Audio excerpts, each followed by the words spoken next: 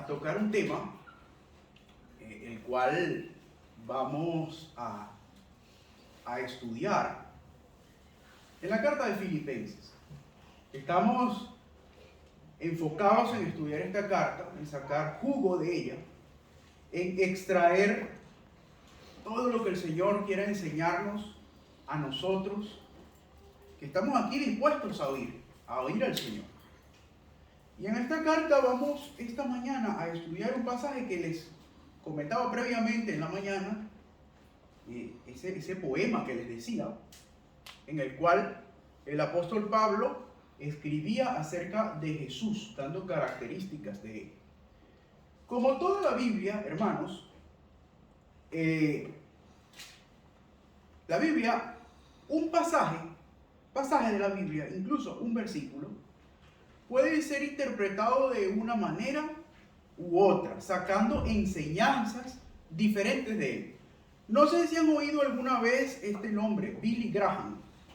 Se dice que Billy Graham es el pastor cristiano, no era pastor, era predicador cristiano, evangelista, el cual a más personas predicó en el mundo, más que Pablo, ¿Por qué? Porque había más accesibilidad, ya tenía internet, televisión, todo esto, ¿no? Billy Graham dice él que tenía más de 100 mensajes escritos de Juan 3:16, todos con un enfoque diferente, más de 100 mensajes del mismo versículo. En esta oportunidad vamos a utilizar esta porción para demostrar bíblicamente algo que muchas, llamémosle doctrina para no decirle sectas, demostrar que ellos están equivocados y que la Biblia, no yo, no los bautistas, la Biblia nos enseña, oiga bien que esto es el título, que Jesús es Dios. Jesús es Dios. Nosotros mucho hemos escuchado desde niños, la mayoría de nosotros que venimos de América Latina, en América Latina la Iglesia Católica tiene mucha influencia, incluso no sé, pero imagino que la mayoría han sido bautizados en la Iglesia Católica, la mayoría, ¿sí? Al menos la primera comunión se ha hecho. Normalmente en América Latina es así. Pero bueno, gracias al Señor que nos rescató, que nos mostró que la verdad era otra y que esta mañana vamos a seguir descubriendo esa verdad y vamos a demostrar por medio de la Biblia que eso que de alguna manera en todas las cosas equivocadas que pueda tener la religión católica, ellos predican una verdad, que Dios es una Trinidad. Eso es verdad. Que Dios es Padre, que Dios es Hijo y que Dios es Espíritu Santo. Pero el Padre no es el Hijo y el Hijo no es el Espíritu Santo. Pero Dios, en su totalidad, Dios es Padre, Dios es Hijo y Dios es Espíritu Santo. Cada una de esas cosas, o esos elementos, o esas personalidades, o esas representaciones de Dios, son un tipo de canal o medio que Él ha utilizado para relacionarse con la humanidad. Dios Padre es el creador. Dios Padre es el que ha hecho posible que todo esto exista. Dios Hijo es el que ha venido, se ha hecho carne humana para relacionarse con la humanidad y poder morir y resucitar por nosotros. Y Espíritu Santo es esa presencia de Dios en nuestra vida. Y todo ello son medios que Dios utiliza para relacionarse con la humanidad. Pero vamos a demostrar por qué bíblicamente nosotros hablamos y decimos esto. Porque quizá pueda haber confusión, quizá no lo sabemos, quizá pueda haber tergiversación de la palabra, que incluso otras doctrinas que no quiero mencionar para no aludir a nadie, pero si usted lo está viendo por internet o usted lo ha escuchado, los que estamos aquí, esto están equivocadas. Mucha gente dice que Jesús es un profeta, ¿sí? Que Jesús ha sido un instrumento de Dios. Y no reconocen a Jesús como Dios. Vamos a demostrar que eso es mentira. Vamos a abrir la Biblia y vamos a evaluar de que Jesús sí es Dios. Jesús es Dios, se titula este sermón. Vamos a ubicarnos en Filipenses 2, del 5 al 11. Filipenses 2, del 5 al 11. Amén. Amén. Me permito leerlo en la Nueva Traducción Viviente, que está bastante claro. Dice así, presten mucha atención, por favor. Tengan la misma actitud que tuvo Cristo Jesús.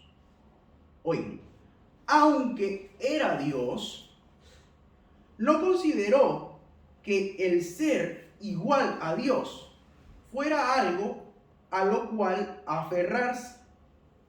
En cambio, renunció a sus privilegios divinos, adoptó la humilde posición de un esclavo y nació como un ser humano. Cuando apareció en forma de hombre, se humilló a sí mismo en obediencia a Dios y murió en una cruz como morían los criminales. Por lo tanto, Dios lo elevó al lugar de máximo honor y le dio el nombre que está por encima de todos los demás nombres, para que ante el nombre de Jesús se doble toda rodilla en el cielo y en la tierra, y oiga bien, debajo de la tierra. Y toda lengua declare que que Jesucristo es el Señor, para la gloria de Dios Padre. Muy bien. Como les decía, muchas religiones, esto como que lo sacaron de la Biblia, ¿no? Esto como que lo apartaron. Y a pesar de que dicen seguir las enseñanzas de la Biblia, ¿sí?, no reconocen estas porciones de la Biblia, el cual esta es una de las más importantes, que nos habla claramente de que Jesús es Dios. Hay un abanico, hermanos, un abanico de creencias, de doctrinas, de religiones. Están estos, los de aquí, que creen que Jesús es un profeta, al igual que Buda, que Mahoma, que toda esta gente que de alguna manera tiene una influencia sobre la sociedad humana y que tiene muchísimos adeptos y muchísimos seguidores. Y del otro lado estamos los que creemos que Jesús es Dios y que Jesús viene directamente de Dios. Sin embargo, en muchos hermanos incluso existe una confusión, porque es que no logran entender cómo es eso de que Dios es Padre, que Dios es Hijo y que es Espíritu Santo. No pueden llegarlo a comprender esto y les causa confusión. El propósito de este sermón, básicamente, hermanos, es mostrar a través de la Biblia cómo es esto de que Dios es Padre, de que Dios es Hijo, que Dios es Espíritu Santo. Juan 3:16 nos habla claramente que de tal manera amó Dios al mundo, que dio a su Hijo para que muera por el mundo, y todo aquel que en Él crea no se pierda, mas tenga vida eterna. ¿Sí? Nos habla de que Dios tiene un Hijo, pero ¿es que acaso Dios tiene la capacidad de reproducirse, de procrear? Esto no es así. Dios, recuerden que una de las características que tiene es que es omnipotente, o sea, todo lo puede. Y entre su capacidad omnipotente, Él tiene la capacidad de tomar esta figura humana. Él tiene el poder para hacerlo. Y eso evidentemente es lo que es el Hijo de Dios. El Hijo de Dios es el que viene de Dios. Y ya lo vamos a descubrir. Otras porciones se menciona que Cristo evidentemente es Dios mismo. Y lo acabamos de leer. Está aquí en este capítulo de Filipenses, en el 2, en este capítulo 2, en el versículo 6, la primera parte, la parte A del versículo nos dice, el cual, lo leo en la Reina Valera ahora, el cual siendo en forma de Dios, es una forma de Dios, ¿sí? Jesús es una forma de Dios. La intención, como les decía, es que vamos a descubrir cuál es esta naturaleza de tres formas que tiene Dios. Esto lo podemos aprender y sustentar con la Biblia. Aquí no vamos a inventar, no vamos a hablar del filósofo Mario Pozo Vasco, que dijo que Dios era tres. No. Y vamos a leer la Biblia. Y vamos a leer que en la Biblia nos sustenta que Cristo es parte de Dios. Vamos a leer Primera de Juan 5, versículo 7. Sígame allí, búsquelo. Primera de Juan 5, 7.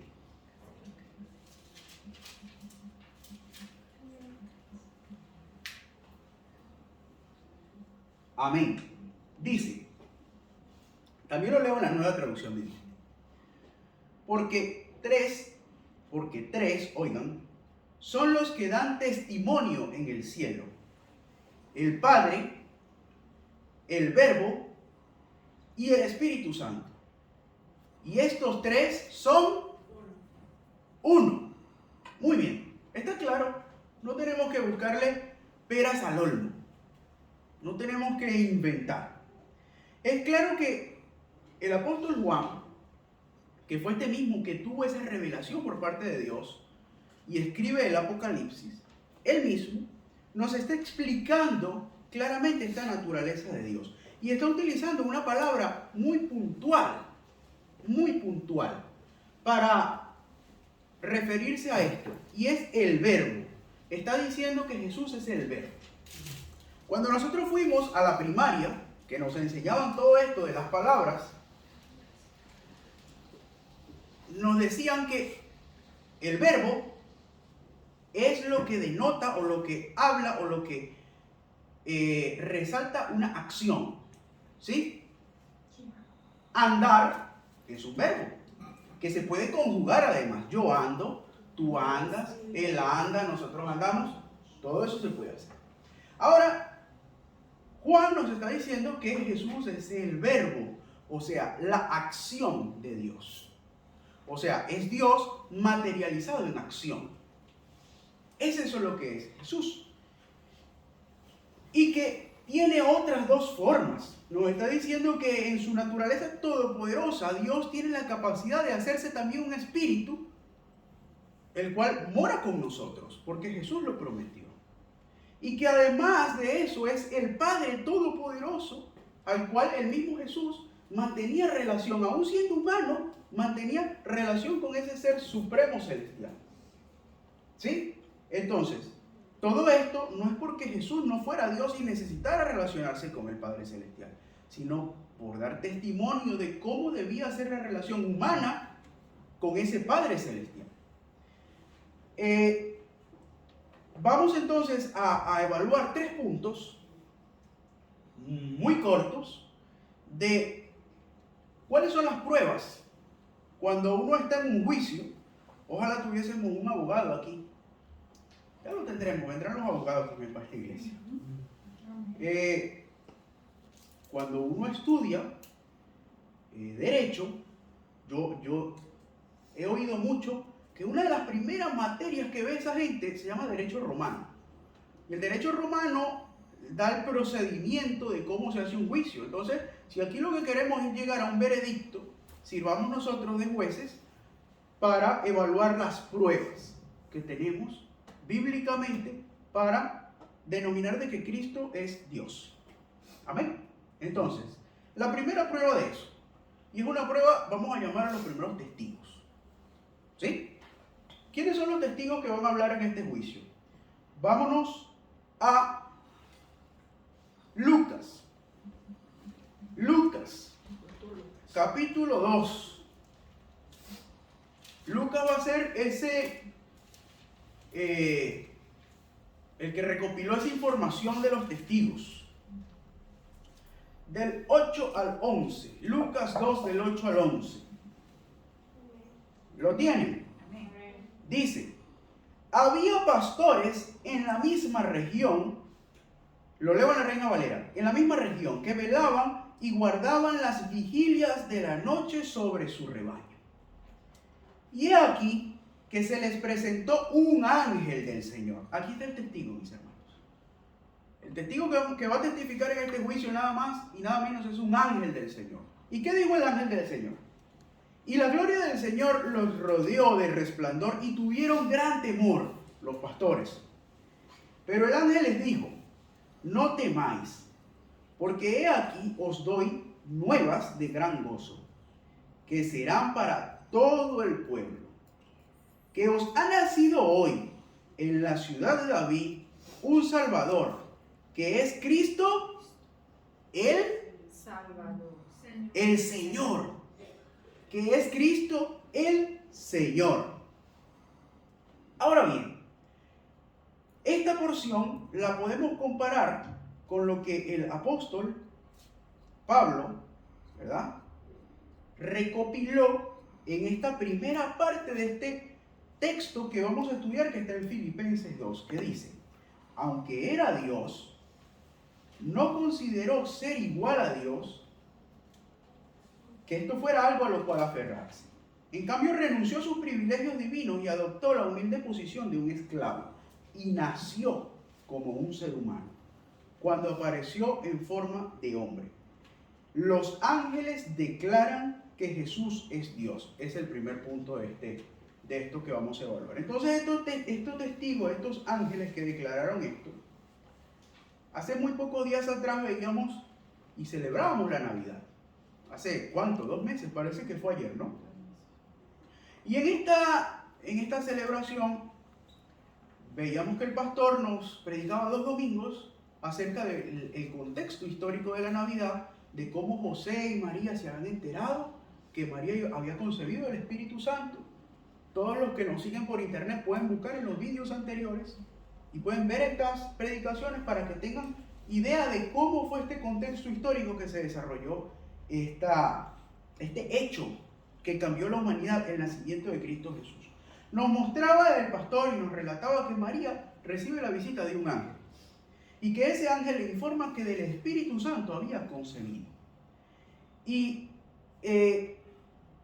vemos que evidentemente ningún ser humano, ningún otro profeta es concebido por Dios.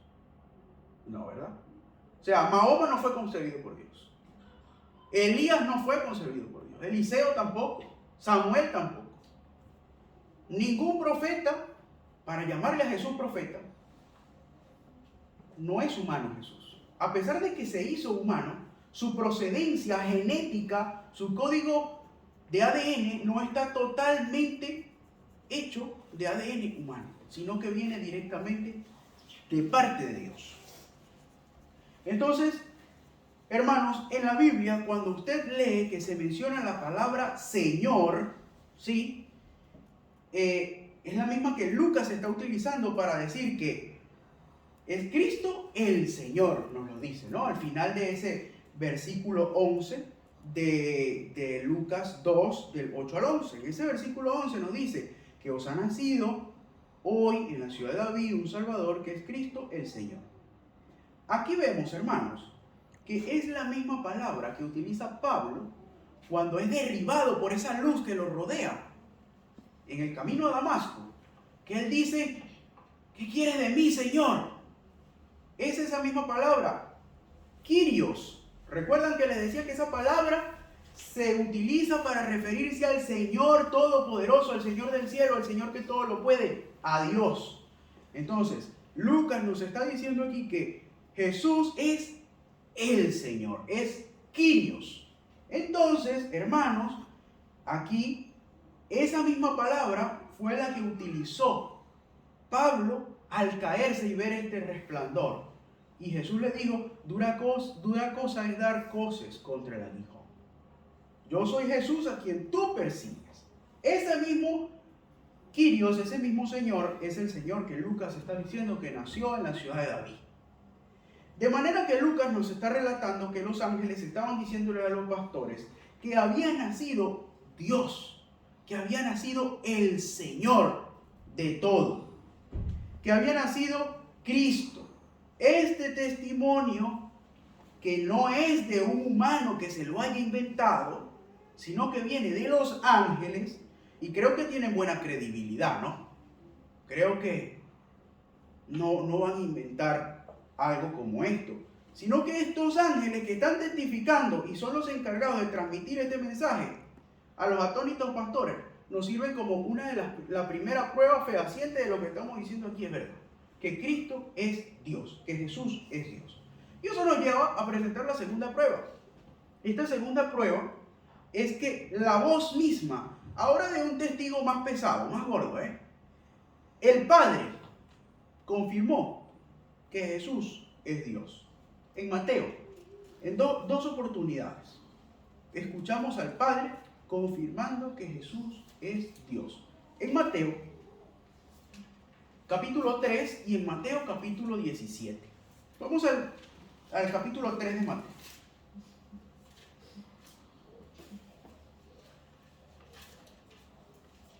Amén. Amén. Dice, versículos 16 y 17. Dice, y Jesús, después que fue bautizado, subió luego del agua. Y he aquí, los cielos le fueron abiertos. Y vio al Espíritu de Dios que descendía como paloma y venía sobre él. Y hubo una voz de los cielos que decía, este es mi Hijo amado, en quien tengo complacencia. Ahora vámonos al capítulo 17 de Mateo. Salte otras hojas para adelante en este libro y vámonos al versículo 5.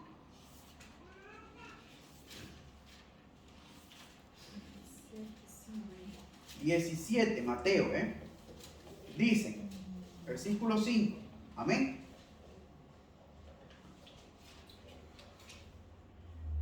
Lo leo. Mientras él aún hablaba, una nube de luz los cubrió.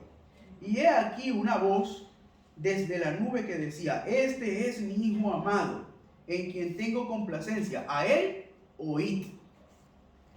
La palabra que utiliza Mateo en ambos casos para esa palabra complacencia está en griego y es eudoqueo. Esta palabra eudoqueo quiere decir estoy de acuerdo, quiere decir es aceptado por mí, quiere decir que es una palabra de confirmación por parte del Padre, quien está dando testimonio de Cristo. Y Cristo decía que Él era el Hijo del Hombre, que Él provenía del cielo. Y el Padre está probando todo el ministerio de Cristo porque lo está diciendo. Hermano, y si usted no le cree a Dios, vamos a cerrar la Biblia, cerramos la iglesia y vámonos de aquí porque no podemos ser cristianos y no creerle a Dios. Y Dios nos está diciendo aquí que Jesús es Dios, que todo lo que Jesús estaba haciendo era aprobado por Él, que Él estaba de acuerdo con lo que Jesús hacía. Y estar de acuerdo y estar aprobado por Dios es algo que usted no va a encontrar otra vez en la Biblia. Usted no va a encontrar a Dios diciendo, apruebo a Moisés, eudoqueo a Moisés. No, ni lo va a encontrar con Abraham, ni lo va a encontrar con Pablo, ni lo va a encontrar con nadie. Solo con Jesús. Solo con Él. Y lo va a encontrar, ¿por qué? Porque Jesús era lo suficientemente santo, lo suficientemente puro para poder ser aceptado por Dios. Y por eso es que nosotros decimos que Jesús fue el Cordero perfecto que murió en la cruz por nosotros. En la ley de Moisés estaba establecido, mire, desde el capítulo 1 hasta el capítulo 7 de Levítico, estaba establecido todo el ritual, todo el procedimiento para hacer los sacrificios, para poder expiar los pecados ante Dios. Y entonces, todos estos sacrificios, todos estos rituales, ni siquiera incluso vamos a oír de Dios diciendo, yo acepto este sacrificio, lo apruebo, eudoqueo. No lo vamos a oír. No vamos a oír siquiera de este animal, de esta paloma, de este cordero, que era el mejor del rebaño. no vamos a oír a Dios diciendo esto sobre el sacrificio. Pero sí lo dijo de Cristo. Sí dijo, yo apruebo a Cristo. Está diciéndolo con su propia voz. Ahora bien, cuando Él dice, este es mi hijo, el domingo pasado hablábamos de la ciudadanía. El pastor nos hablaba de la ciudadanía. Nos decía que había dos palabras. Una de esas palabras era huios, ¿sí? En griego, huios, que era hijo. Esa palabra significa que este es producto mío. Este es mi vástago, es mi producto, es parte de mí. Eso significa huios en griego. Un huios es lo que está diciendo Dios aquí. Este es mi huios, es mi producto, o sea, es mío, es parte de mí. Es algo que es natural, producido por mí.